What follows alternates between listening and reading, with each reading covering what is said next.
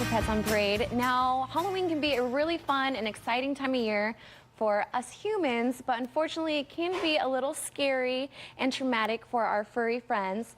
And did you know that on average there's about a 12% in calls to emergency animal vet clinics during this time of year? So we really want to be able to help keep your pets healthy and safe for this Halloween.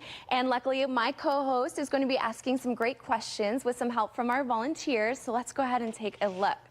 All right, now this first question is for Perry and his helper. We want to know if pets should join in on the fun with trick-or-treating. Well, Kelsey, I'm going to say never because you know your pet hopefully better than we do. So you know whether they're socialized well or you know whether they're good with crowds of people. So I'm never going to say never, but as a general rule, animals can be quite startled by Halloween things, right? Costumes, big hats, men with beards, men with glasses. We see it in the shelter all the time with guys coming in or women coming in with baseball caps on and sunglasses. They don't sometimes know how to react to that. So generally speaking, it's not a good idea. They might get spooked. You're trying to handle the kids. You're trying to handle the animal. They can get loose from you, go out in the street. It is dark out, of course, and it's just not a good situation. If you do leave them at home, again, you know your animal better than we do at home. Maybe they're good with people coming into the door and knocking on the door and answering it and having a lot of fun. But if they aren't, maybe treat it like a dog in a thunderstorm. Put them in a room, or your cat's in a room where they're safe, they're quiet, and they can just kind of enjoy the holiday by themselves there, maybe with a radio on or television on and some treats, plenty of Kong toys for them to play with, and I think they'll have a better time. But again, you know your pet better than we do. Yes, and that is some great information, Perry, and some stuff that we can use all year long. And now Nestle wants to know the second question. Let's see. Ooh, okay, this is a good one. Now, one of our furry friends wants to know if he can please have some of that delicious candy that's sitting on the table. Maybe just a little piece, Denise. Well, we love candy, and I think a lot of our pets probably love candy too, but unfortunately it is very bad for them.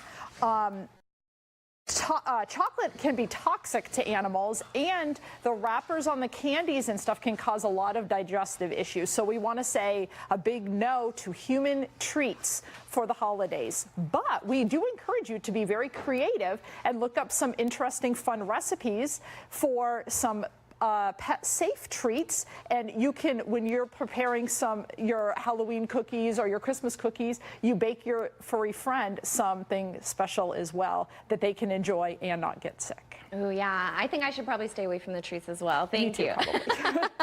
Now let's go ahead and take a look at our third question from one of our furry friends. Ooh, now we want to know what those funky looking bright orange things are with holes in them. They look like a fun ball to play with, Lisa. Yes, those pumpkins are very attractive, not only in the smell, but they usually have flickering lights in them and all kinds of things. So be aware, a real pumpkin is going to attract dogs. I have had a dog eat an entire pumpkin when I'm not paying attention, which is the absolute worst thing you could imagine.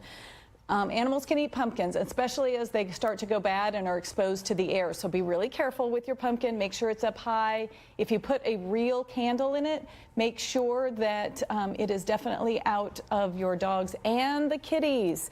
Kitties, things like tinsel, this little spider toy. If I had a dime every time this kitten has swashed at this little spider toy here. And the worst of all are these spider webs that we all pull up between our trees and everything. Even a little bit of that can get tied up when they ingest it into their intestines. So be sure that you watch for those sorts of things when you have them around your house. Just make sure that you've got your pets safely away, or make sure that you supervise pets around all kinds of pumpkins and sparkly treats. Yes, that's great. I didn't even think of spider webs, so thank you so much for those tips, Lisa. Now on to our very last question. All right, Nestle, here we go. All right, Nestle wants to know that sometimes she knows that sometimes our furry friends can run away despite our best efforts. And she wants to know what happens if one of her friends tends to get out, Janine. Well, you can actually go to azhumane.org/lostpet if you find a lost pet or if you happen to lose one of yours. But the best thing is to make sure your animals are microchipped and they have a collar with your name and address and phone number on it, and make sure everything's current. because there's many, many ways for an animal to get spooked. The doorbell rings 1,500 times. The cats. I'm channeling my cat here. So, yeah, the children running around screaming and they're flashing lights, and there's so many stimulus things that will just spook any animal, a dog or a cat. So make sure you've got them protected before the worst might happen. Yeah, that's right. And if you get out, we're definitely going to send a search crew for you if that cat gets out. Now, these are all great tips to keep your pets safe at home. So thanks so much, everybody. But remember, if you ever suspect animal cruelty is going on, make sure to call our field dispatch team at 602-997-7585, extension 2073. And make sure to keep your TVs locked right here on Pets on Parade, because we're going to introduce you to our adorable stars who you haven't met yet later on in the show.